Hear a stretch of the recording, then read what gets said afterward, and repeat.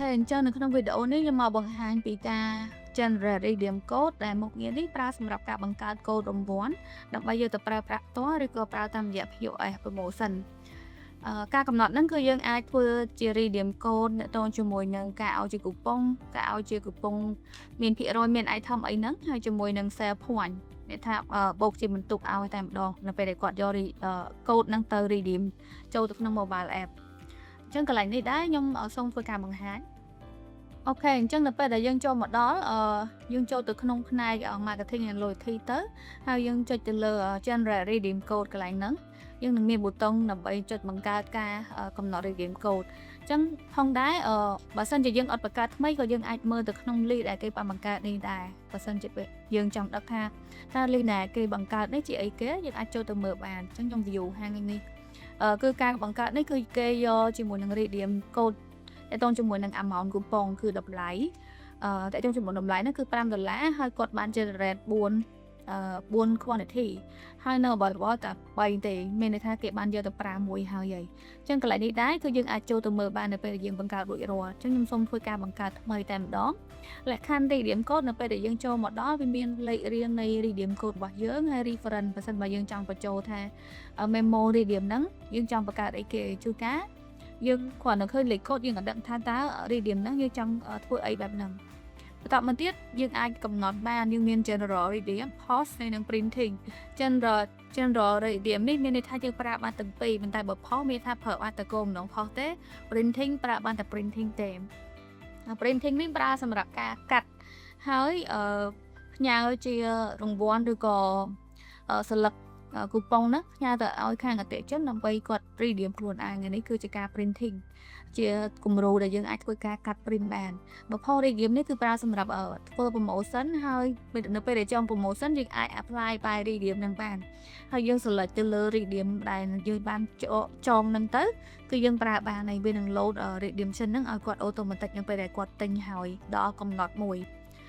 ចឹងមួយទៀត general redeem នេះគឺប្រើប្រាស់បានទូទៅធម្មតា print ក៏បានប្រើជាមួយនឹងការ post ក៏បានដែរចឹងកន្លែងនេះដែរនៅពេលដែលខ្ញុំកំណត់ឧទាហរណ៍ថាខ្ញុំកំណត់ purple printing redeem ខ្ញុំអាចកំណត់បាន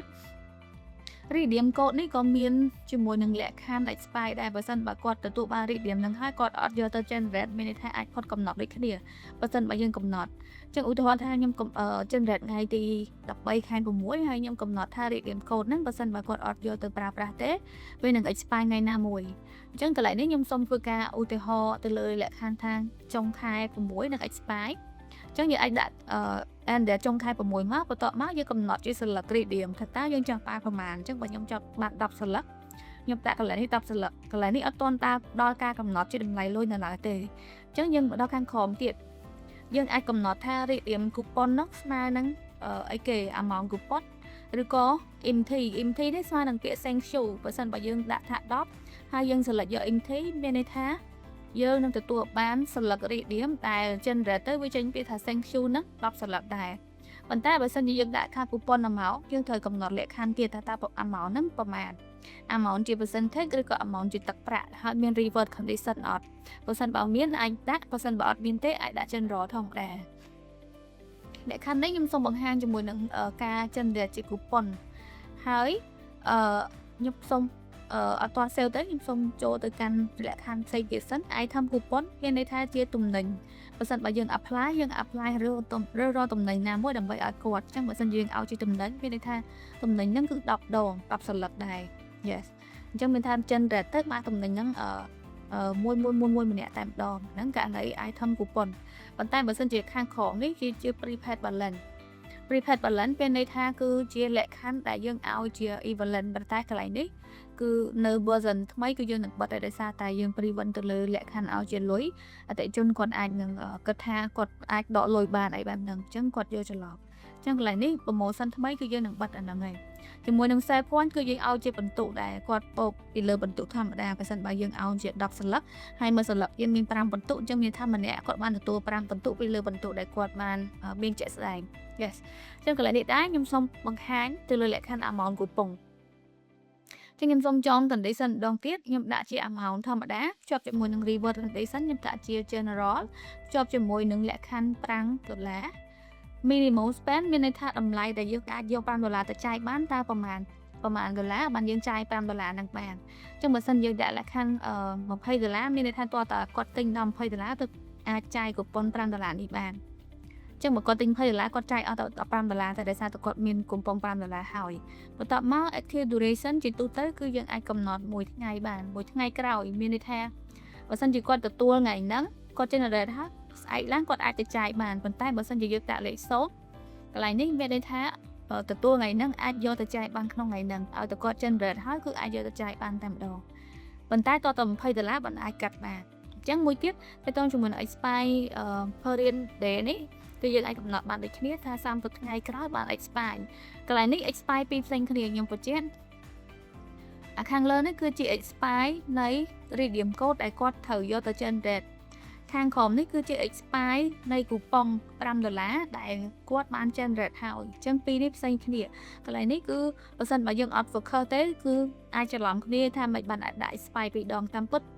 expire ខាងលើគឺសំដៅដល់លេខកូដនៃ redeem ដែលគាត់បាន generate ហើយនេះគាត់អត់បានប្រើវានឹង expire ផុតកំណត់ពេលដែលគាត់យកទៅ generate ក៏អត់ដើរដែរដូចលេខកូដ smart ឬក៏ side card អីចឹងខ្ញុំបញ្ជាក់ឡើងនឹងតិចតមកទៀតខាងក្រោមគឺជាតម្លៃ expire នៃតម្លៃគូប៉ុនដែលបានកំណត់បើសិនបើគាត់បានគូប៉ុននឹងហើយគាត់អត់យកទៅចាយគឺ30ថ្ងៃក្រោយ expire ដូចគ្នា yes បន្ទាប់មកយើងធ្វើការកំណត់ memo អីបន្ថែមហើយយើង create មកគឺបានចាប់សពគ្រប់ហើយអាចយកទៅប្រើប្រាស់ redeem ហ្នឹង print ចេញបានអញ្ចឹងខ្ញុំសូមធ្វើការ print yes អញ្ចឹងនៅពេលដែលយើងធ្វើការ print កន្លែងនេះគឺវានឹងមានចំនួន print ឲ្យយើងមានទម្រង់ print ឲ្យចាអញ្ចឹងយើងមាន10សន្លឹកយើងអាច print លេខកូដខុសៗគ្នា10សន្លឹកនេះទៅឲ្យប៉ុន្តែមួយទៀតបើសិនជាគាត់អត់មានទៅលើការ scan ទេដោយសារតែករណីខ្លះទៅលើទូរស័ព្ទរបស់គាត់មានលក្ខខណ្ឌមួយដែលថាមកកាមេរ៉ាអត់ស្គាល់អីចឹងទៅគាត់អាចយកលេខកូដនេះទៅ redeem បានពេលថាវាយតាមលេខកូដហ្នឹងទៅប្រើប្រាស់បានធម្មតាយកជាលេខកូដយកទៅវិញចឹងយ៉ាអញ្ចឹងខ្ញុំបញ្ជាក់កន្លែងនេះនៅពេលដែល redeem របស់យើង generate 10ក៏ដោយនៅពេលដែលគាត់យកទៅបានយកទៅ redeem ហើយរៀបរាល់កន្លែងនេះវានឹងថយស្មើ0បើសិនវាទាំង10សន្លឹកហ្នឹងត្រូវបាន redeem ទាំង10សន្លឹកវាថយស្មើ0ហើយវានឹងកើនទៅលើ report គូប៉ុង amount មកវិញទៅលើលក្ខខណ្ឌហ្នឹង yes អញ្ចឹងអានេះស្មើ0អានេះនៅ10ដដែលព្រោះជាចំនួនដែលយើងបាន generate ទៅអូខេអញ្ចឹងសម្រាប់ការបង្ហាញមានប៉ុណ្ណឹង